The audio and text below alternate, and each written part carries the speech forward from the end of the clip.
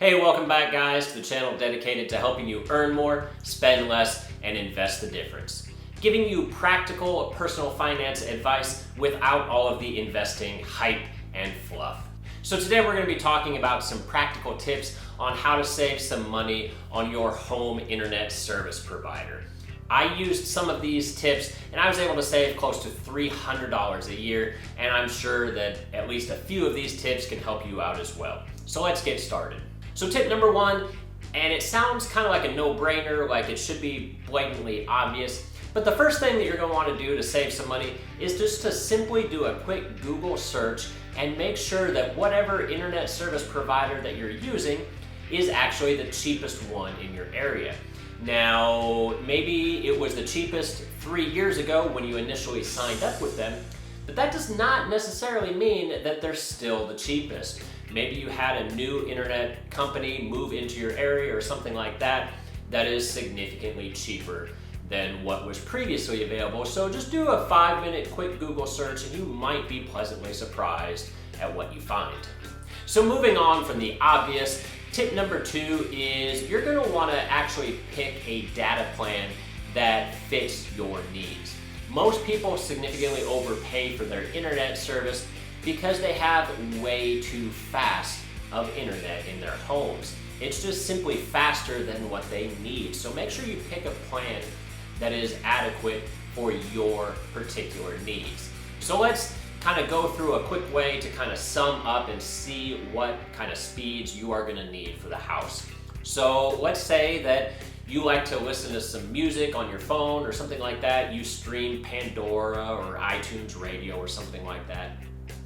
Streaming audio uses a very, very trivial amount of data. It can almost be just excluded completely from your calculations. It's going to use less than half a meg per second of data to stream audio from these devices. So even if you have multiple devices going at the same time, you got kids in different parts of the house, they're all listening to music with their headphones in or something like that, it is going to use a very minute amount of data that you can almost, like I said, just ignore completely.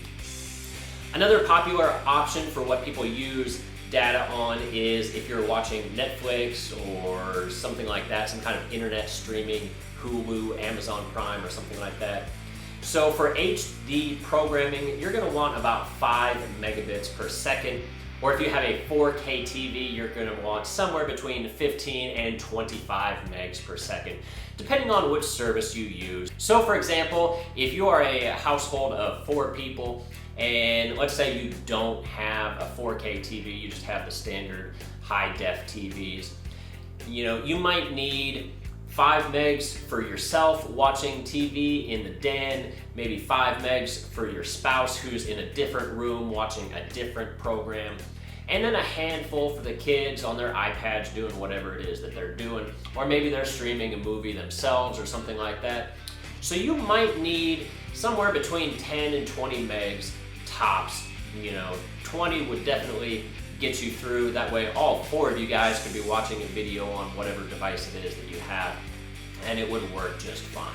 So if you only need 20 megs a second, but you're paying for 50, 100, or 1,000, maybe Google Fiber is in your area, you're going to be paying for a much faster internet than you ever need.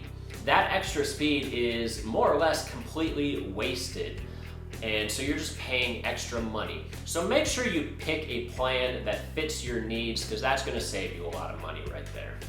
And then tip number 3 is open up one of your statements from your internet service provider and actually take a look at the individual billing items that they charge you for.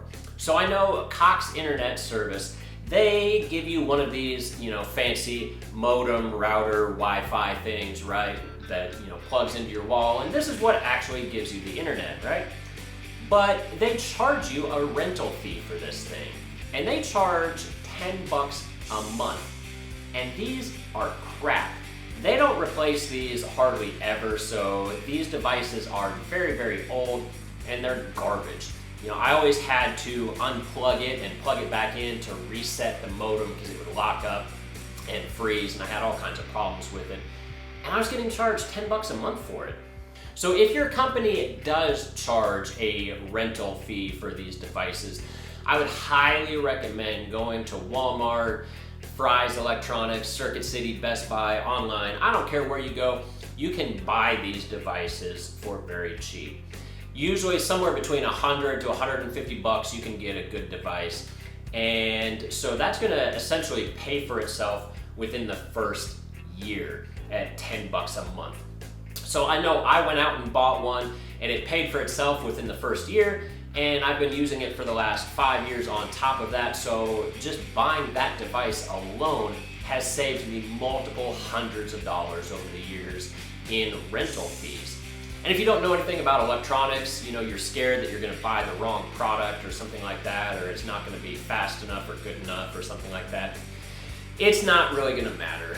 Unless you have the ultra top of the line internet, like a Google Fiber or something like that, then any standard device off the shelf at Circuit City or something like that is gonna be more than fine. So just pick something that's a little bit on the cheaper side. There's no revolutionary technology or features that you need to be on the lookout for.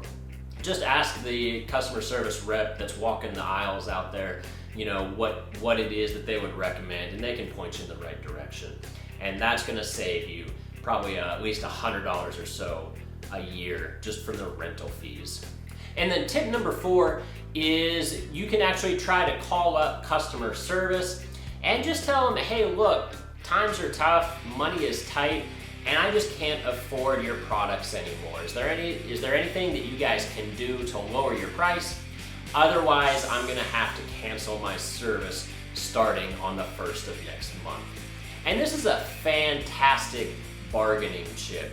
I have never seen a company that does not offer you some sort of a discount on your monthly rate if you threaten to cancel. So every time I've called up, they were able to lower my rate. So for example, if my rate was $40 a month, for example, a lot of times they would lower it to that introductory offer. You know how new companies will let you sign up, and then for the first 12 months it's at a cheaper price, maybe $24.99 as opposed to 40 bucks or something like that.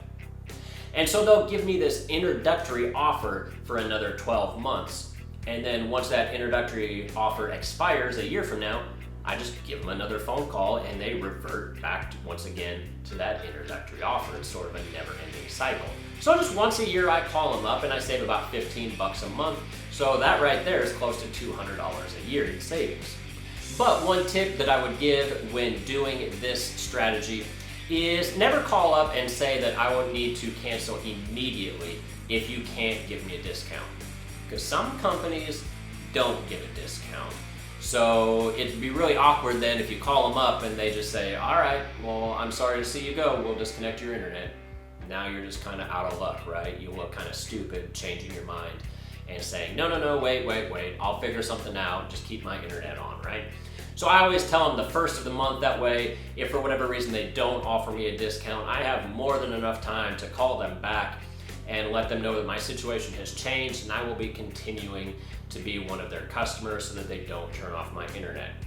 But what happens more often than not is even if they don't initially give you a discount and you hang up with customer service, a lot of times a couple of days from now they're gonna realize that you are serious, right? Because they know that some people call them up and they just demand a discount. They have no intention of ever leaving the company. They just want a discount, right? And so the company will sometimes call their bluff, so to speak, and be willing to let them go because they know that they're actually not leaving.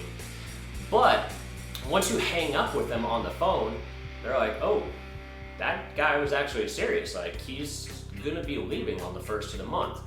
So all of my friends that have tried this and they didn't get a discount immediately, they would always get a call back from Cox or Spectrum Internet or wherever it was a few days later from another customer service agent, and that agent was more than happy to actually give them this discount. So that's gonna do it for us, guys. 4 practical tips to save some money on your home internet provider. Like I said, I'm saving a couple $100 each and every year just by following these 4 simple tips. So if you found this video useful, please be sure to subscribe, leave a comment down below. I'd love to hear from you. It really helps out the YouTube algorithm and helps channels like this grow so that we can reach more and more people and spread the financial word and help people achieve financial independence. And as always, I'll see you all again next time. Thanks.